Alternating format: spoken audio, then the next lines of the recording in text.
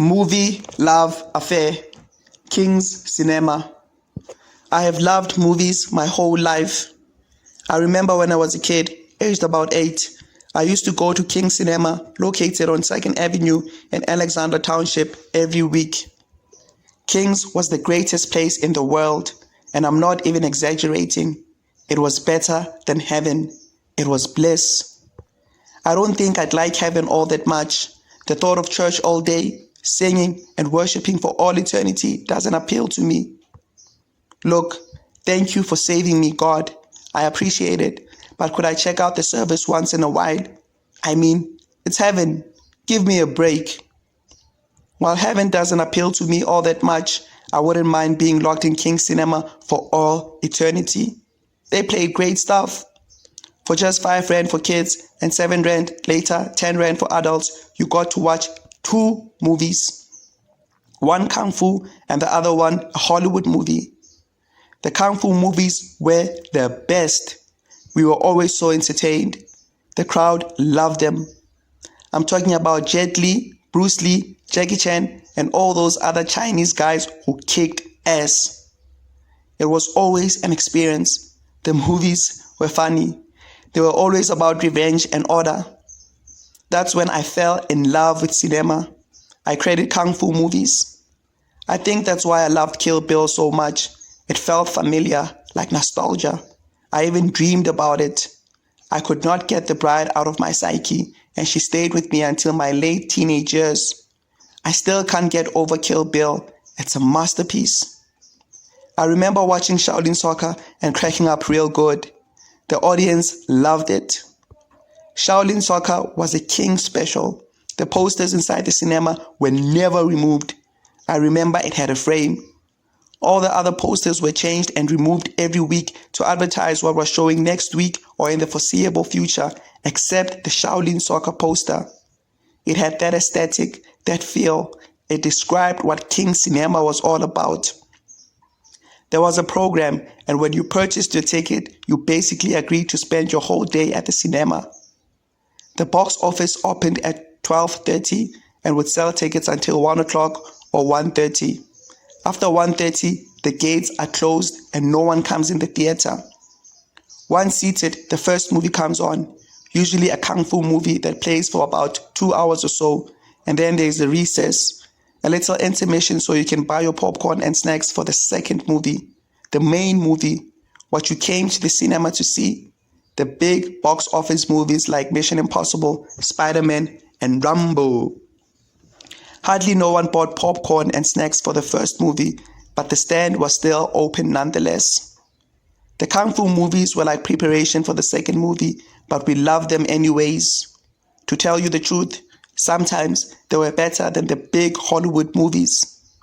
The second movie would play until like 5:30 to 6 o'clock, so you'd be in the cinema from 1 to 6, but it didn't feel that way because time flew. I loved how economic King's was. For the day, I just needed 12 rands. That would be enough for the entrance, popcorn, juice, and sweets, Smarties. I would go there Saturday and Sunday, and 24 Rand would suffice. Sometimes 20 Rand for 2 days would do. But when I went with a grown-up, I would get everything. I'd get popcorn, Coca-Cola, not juice, a hot pie, and sweets. Every time I had a hot pie and Coke was a great day. I remember the days like it was yesterday. The first time I went with my cousin and we watched Spider-Man. The next time was with my mother and we watched X-Men 2. Pie was expensive. It cost 7 Rand and Coke was 5 Rands. My mother would give me the 12 Rands to get me off her hair. She never complained. I loved the cinema. I'd go with my friends most Saturdays, and on Sunday when they went to church, I'd go again on my own. I remember watching Gladiator. Oh my Lord. It was so epic. Like, are you not entertained? Isn't this what you came for? The crowd, Spaniard, Spaniard, Spaniard. The audience in the cinema went crazy. Spaniard was our hero. When he died at the end, We felt an injustice, like something was amiss. We hated the fact that Spaniard died, but we understood. Everything was stacked up against him, and at least he killed the villain and restored order in the kingdom. It was a bittersweet ending. We loved movies with action, fighting, and violence. The whistles would reverberate in the theater, and we actively cheered for the hero. Love scenes in the cinema were also cool, but sometimes awkward and uncomfortable. Most of the time we'd hear wooing. When the hero kissed the girl, there was always an applause and whistles. We loved it. I also remember watching Troy. It was such an awesome movie and the audience loved it. To tell you the truth, I've only watched the movie once. I forgot the plot, but I remember the name of the movie and Brad Pitt was awesome. I watched a couple of Harry Potter movies at King's, but not The Goblet of Fire. That installment I watched in the cinema at Santon. When we watched The Passion of the Christ, everybody was emotional. The mood was tense and serious. You could hear sobs everywhere in the cinema. Even my friends didn't talk to me. Their gaze was fixed on the screen and they totally ignored my attempts to disturb them. It was strange and uncomfortable. Even my friends cried for Jesus. I didn't like Passion of the Christ. It had a lot of subtitles and I got bored following through the story. I didn't understand what it was about. Still, I remember that day vividly because everyone in the cinema was crying for Jesus and I felt guilty because I didn't cry.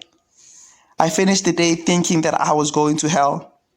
Thank you for the feelings of guilt and shame, Mel Gibson. Fucking asshole. Mission Impossible 3 was awesome.